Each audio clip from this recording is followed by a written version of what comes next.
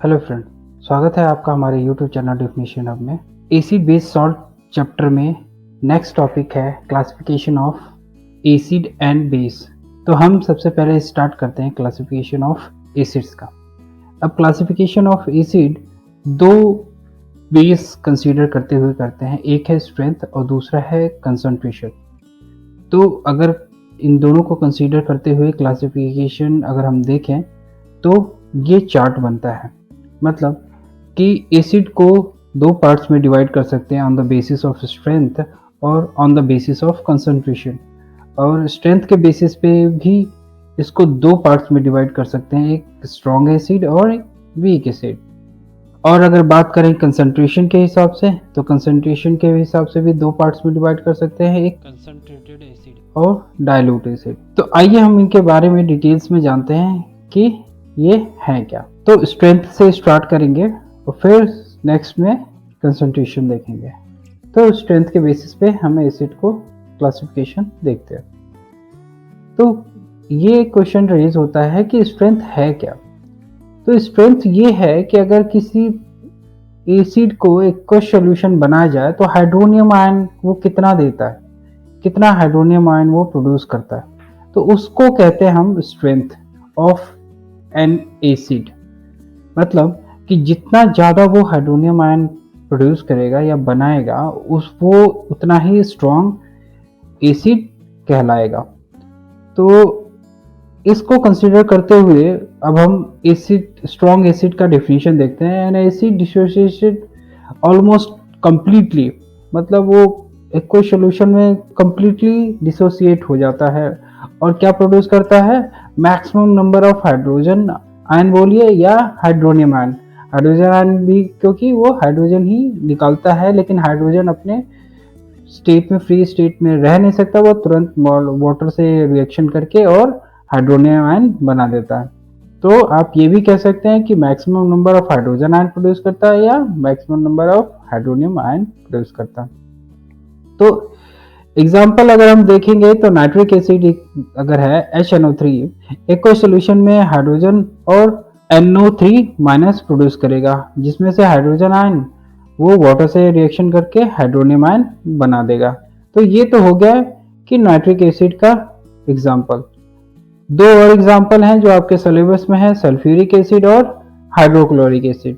तो sulphuric acid का aqueous solution बनाएंगे कि तो अगर बैलेंस करते हुए इक्वेशंस को देखेंगे तो दो हाइड्रोजन आयन प्रोड्यूस करेगा और SO4 -2 प्रोड्यूस करेगा। इसमें दो हाइड्रोजन आयन दो वाटर से रिएक्शन या कंबाइन करके वो दो हाइड्रोनियम आयन बना देगा। तो और ये बात है, ये तो है बैलेंस करने का, लेकिन जो इनकी स्ट्रेंथ इसलिए ज़्यादा होगी क्योंकि ये काफ़ी मात्रा में हाइड्रोनियम आयन प्रोड्यूस करेंगे सॉल्यूशंस में। ऐसे ही है हाइड्रोक्लोरिक एसिड, सेम रिएक्शन इसका भी है कि हाइड्रोजन आयन अलग होता है, वाटर से रिएक्शन करके हाइड्रोनियम आयन बना देता है। तो इस बेसिस पे हम कह सकते हैं कि स्ट्रॉन्ग एसिड वो एसिड है जिसमें मैक्सिमम हाइड्रोनियम आयन प्रोड्यूस होता है, या फिर वो जब डिसोसिएट होता है वाटर एक्वस सॉल्यूशन में तो वो maximum number of hydronium ion देता है। अब आता है एक वीक एसिड। क्या है वीक एसिड? स्ट्रॉन्ग एसिड का अपोजिट कंसीडर कर लिए कि ये तो ये कि एक्वस सॉल्यूशन में पार्शियली डिसोसिएट होता होगा, होता होगा नहीं होता है, और लो amount of hydrogen ion produce करेगा या हाइड्रोनियम आयन प्रोड्यूस करेगा, तभी तो ये वीक होगा। अगर वो स्ट्रॉन्ग है तो वीक तभी होगा कि क्योंकि उसमें मैक्सिमम नंबर प्रोड्यूस कर रहा है, तो इसमें लो नंबर प्रोड्यूस करेगा, मतलब अमाउंट हाइड्रोनियम आयन के या हाइड्रोजन आयन के अमाउंट कम होगा, जिससे वो ये कहा जाएगा कि वीक एसिड है। अब ये बात आती है कि वीक एसिड कौन कौन से है, ऑर्गेनिक एसिड वीक है या इनऑर्गेनिक एसिड वीक है।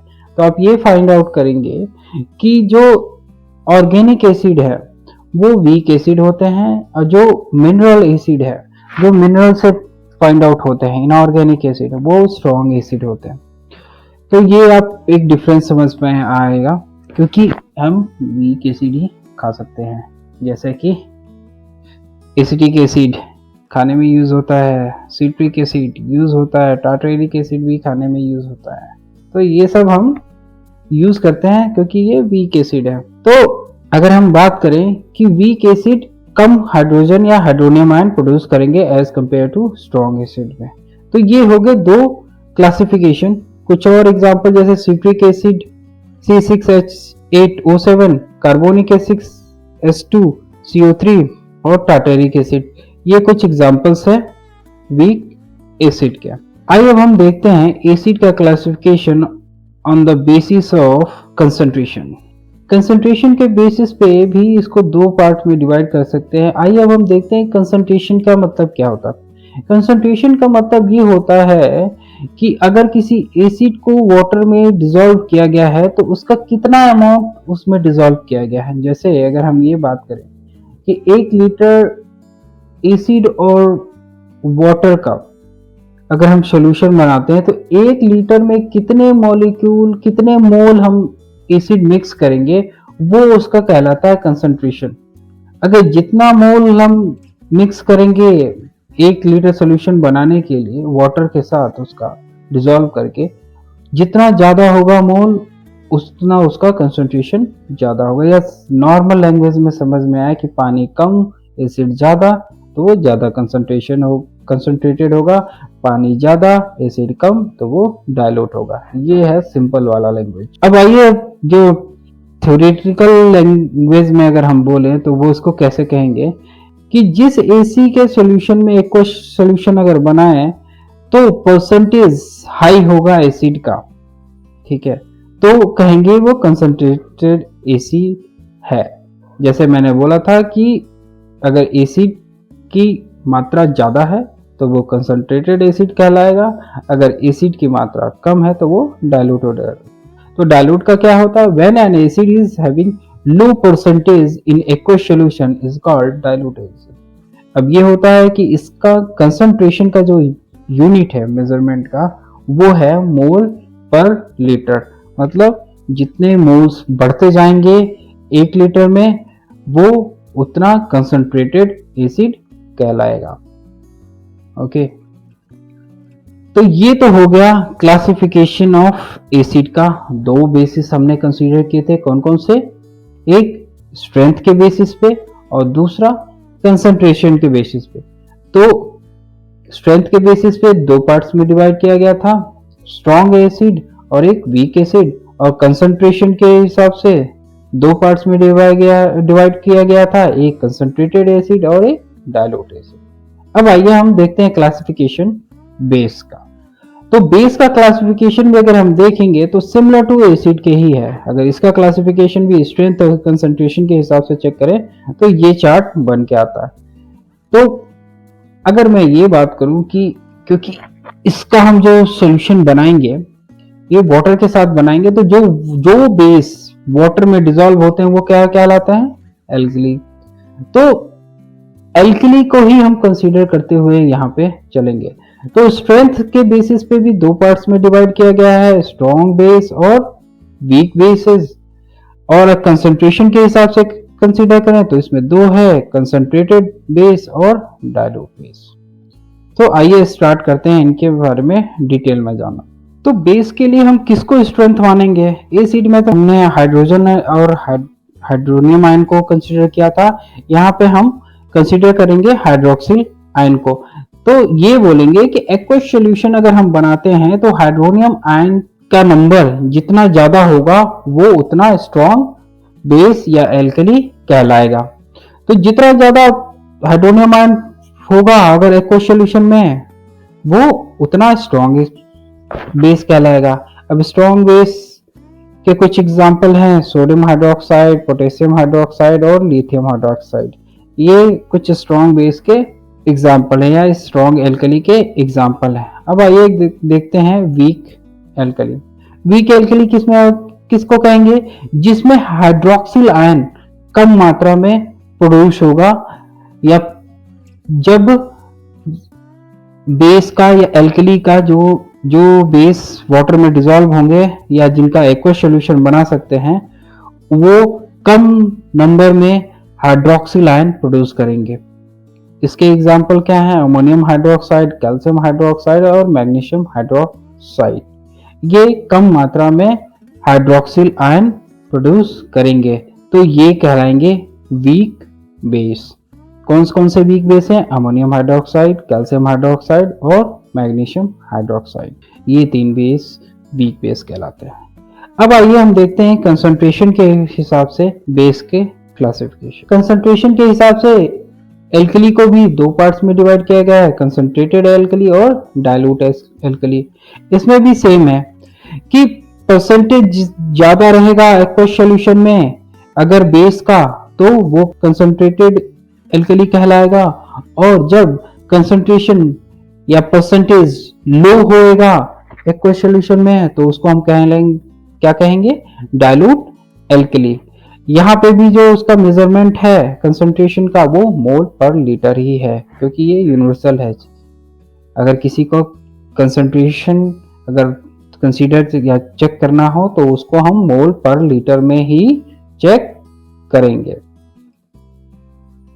तो क्लासिफिकेशन ऑफ एसिड और बेस में दूसरा जो बेस हम कंसीडर करें कि किस बेसिस पे हम इसको एसिड और बेस को क्लासिफिकेशन कर सकते हैं, तो वो है basicity of acids and acidity of base. इस बेसिस पे एसिड और बेस को सेपरेट करते हैं। जैसे कि एसिड को अगर सेपरेट करना हो कि कितने टाइप के हैं, तो क्लासिफिकेशन अगर करना हो तो बेसिसिटी ऑफ एसिड कंसीडर करेंगे। अब बेसिसिटी ऑफ एसिड क्या है कि एक मॉलिक्यूल एसिड का, ठीक है, उसका एक्वस सॉल्यूशन बनाया जाए तो जितने हाइड्रोजन आयन वो प्रोड्यूस करेगा उस पे डिपेंड करेगी बेसिसिटी उसकी कितनी है। ये क्लियर हो गया कंसेप्ट कि बेसिसिटी ऑफ एसिड कितना है कि एक मॉलिक्यूल लिया जाए अगर एसिड का और उसका एक्वस सॉल्यूशन बनाया जाए तो वो कितने हाइड्रोजन आयन प्रोड्यूस करेगा, ये कहलाती है उसकी बेसिसिटी ऑफ एसिड। तो इस बेसिस पे उसको कितने पार्ट्स में डिवाइड किया गया? 3 पार्ट्स में, मोनो, डाई और ट्राई। अब ये कहें कि मोनो मतलब क्या होता है? सिंगल, डाई मतलब 2 और ट्राई मतलब 3 होता है। एक एसिड का मॉलिक्यूल लें और इसका एक्वस सॉल्यूशन बनाए या डिसोसिएशन हो, तो वो अगर एक हाइड्रोजन आयन प्रोड्यूस करेगा तो उसको कहलाएंगे मोनो बेसिक एसिड। और अगर सिमिलर कि एक मॉलिक्यूल ऑफ एसिड डिसोसिएशन अगर हो उसका और प्रोड्यूस कितने करे हाइड्रोजन? 2 हाइड्रोजन, तो उसको क्या कह लेंगे? Di basic acid. और सिमिलर अगर एक मॉलिक्यूल 3 हाइड्रोजन आयन प्रोड्यूस करे तो वो क्या कहलाएगा? Try basic acid. सिमिलर है बेस में एसिडिटी ऑफ बेसिस। इसमें क्या कंसीडर करेंगे कि कितने हाइड्रोक्सिल आयन वो प्रोड्यूस करेगा एक मॉलिक्यूल, ठीक है, इस पे डिपेंड करेगा कि वो कि किस टाइप का बेसिसिटी है। या फिर हम ये कंसीडर करें एसिडिटी ऑफ बेसिस किस में नापेंगे कि एक वाटर मॉलिक्यूल कितने हाइड्रोक्सिल आयन प्रोड्यूस कर रहा है। तो इस बेसिस पे कितने पार्ट्स में डिवाइड कर सकते हैं? 3 पार्ट्स में, mono acid bases, di acid bases और ट्राई एसिड बेसिस। तो सिमिलर है कि व्हेन एक मॉलिक्यूल्स ऑफ बेस को अगर कंप्लीट डिसोसिएशन होता है तो वो अगर एक हाइड्रोक्सिल आयन प्रोड्यूस करेगा तो वो कहलाएगा मोनो एसिड बेस। अगर एक मॉलिक्यूल कंप्लीटली डिसोसिएशन हो रहा है और वो कितना प्रोड्यूस कर रहा है? 2 हाइड्रोक्सिल आयन प्रोड्यूस कर रहा है, तो वो क्या कहलाएगा? Di acid base. अगर 3 प्रोड्यूस कर रहा है तो क्या कहलाएगा? Tri acid base. तो ये तो हो गए हमारे क्लासिफिकेशन। हमने 2 बेसिस पे कंसीडर किया, एक on the basis of strength और कंसंट्रेशन, और दूसरा क्या है? एसिडिटी ऑफ बेसिस और बेसिसिटी ऑफ एसिड, ठीक है। सो इसके बाद क्या आता है कि हमने क्लासिफिकेशन तो कर दिया। सबसे पहले हमने देखा था कि एग्जांपल डेफिनेशन हमने देख लिया एसिड बेस का, उसका क्लासिफिकेशन का कर दिया। अब हमें ये है कि एसिड को हम पहचानेंगे कैसे कि क्या है, कैसे ये एसिड है, कैसे ये बेस है। अब ये क्वेश्चन आता है कि हम पहचानेंगे कैसे कि ये एसिड है और ये बेस है। तो इसके लिए हमारे पास कुछ इंडिकेटर्स होते हैं। इंडिकेटर के थ्रू ही हम पहचान सकते हैं कि ये एसिड है या बेस है, क्योंकि डायरेक्ट टच करना अलाउड नहीं है, क्योंकि एसिड आपको पता है कि वो काफ़ी डेंजरस है स्किन के लिए। कंसंट्रेटेड एसी हुआ तो वो काफ़ी डेंजरस हो सकता है। तो इसलिए हम डायरेक्ट टच करके तो हम बता नहीं सकते, तो कैसे हम पता करेंगे कि वो क्या है? तो इसके लिए हमने कुछ इंडिकेटर्स बनाए हैं। अब आइए हम उन इंडिकेटर्स को देखते हैं। इंडिकेटर्स हमारे पास कौन कौन से हैं? लिटमस पेपर से हम चेक करते हैं, मिथाइल ऑरेंज से चेक करते हैं, फेनोल्फथलीन से चेक करते हैं, पीएच वैल्यू है और यूनिवर्सल इंडिकेटर है हमारे पास। तो आइए हम देखते हैं कि किस लिटमस पेपर पर एसिड और बेसिस का क्या इफेक्ट आता है। अगर लिटमस पेपर लें तो वो रेड में चेंज हो जाता है अगर उस पर एसिड डालें तो, लेकिन अगर न्यूट्रल में अगर रखें तो वो पर्पल में रहता है। न्यूट्रल में वो पर्पल में रहता है, लेकिन जैसे ही हम उस पर अगर एसिड डालें तो वो कैसे कन्वर्ट हो जाएगा? रेड में। अगर उसी पे अगर पर्पल कलर पे हम बेस डालें तो वो कौन से कलर में चेंज हो जाएगा? वो ब्लू कलर में चेंज हो जाएगा। सेम है मिथाइल ऑरेंज में। मिथाइल ऑरेंज न्यूट्रल में वो ऑरेंज कलर का होता है, लेकिन अगर इसमें एसिड मिक्स किया जाए तो वो कौन से कलर में चेंज हो जाएगा? वो पिंक कलर में चेंज होगा। अगर इसमें बेस मिलाया जाए तो कौन से कलर में चेंज हो जाएगा? येलो कलर में वो चेंज होगा। सेम है फेनोल्फथलीन, ये इनिशियली कलरलेस होता है, एसिड मिलाने पे भी कलरलेस होगा, मतलब एसिड को पहचानना मुश्किल होगा। लेकिन अगर बेस उसमें मिलाया जाए तो वो कौन से कलर में कन्वर्ट हो जाएगा? पिंक कलर में। अब आया पीएच वैल्यू।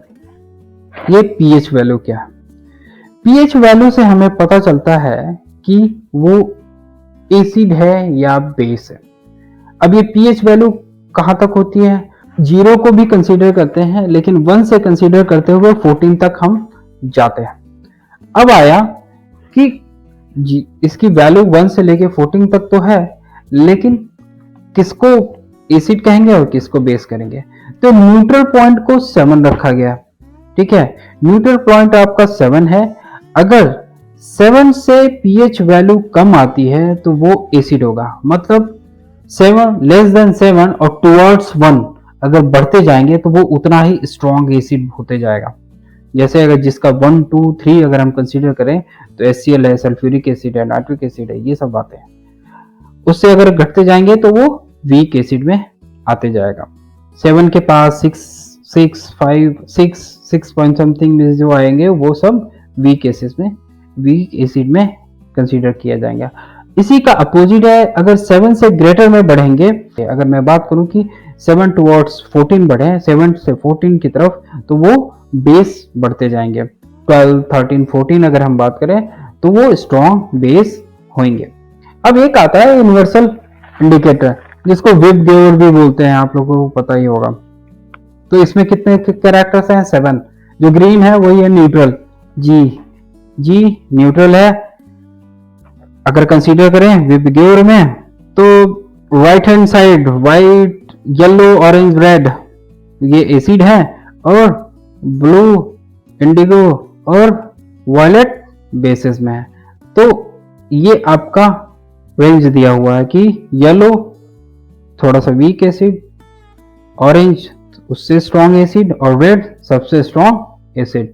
इसी तरीके से इसमें ग्रीन से अपोजिट में जाएं, ब्लू कम वीक बेस कहें, या इंडिगो उससे स्ट्रॉन्ग बेस कहेंगे, और वॉयलेट सबसे स्ट्रॉन्ग बेस है। तो ये रहा आपके इंडिकेटर्स। इसके थ्रू आप पहचानेंगे कि ये चीज हमारा जो हमारे पास सॉल्यूशन है या फिर एक्वस सॉल्यूशन मिला है वो क्या है, एसिड है, बेस है, इसको हम पहचान सकते हैं। तो ये हमारे पास कितने इंडिकेटर हो गए?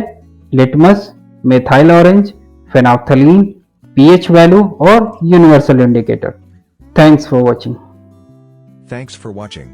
Should you have any query or suggestions or need tutorial on any specific topic, then let us know in comments section. Please subscribe to our channel to stay tuned for more videos.